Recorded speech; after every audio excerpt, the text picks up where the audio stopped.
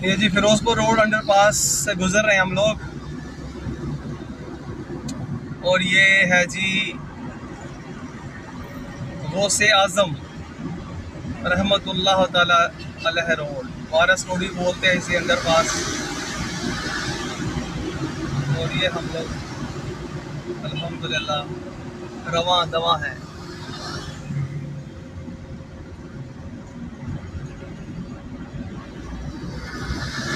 आज मौसम माशाल्लाह ताला, कहीं बारिश हो रही है कहीं बारिश नहीं है। रमज़ान शरीफ का दूसरा जुमा मुबारक है। और रब ताला से दुआ है कि अल्लाह ताला हमें इस जुमे की तमाम फ्यूज़ बरक़ात हासिल करने की तौफ़ीक़ अता फ़रमाए।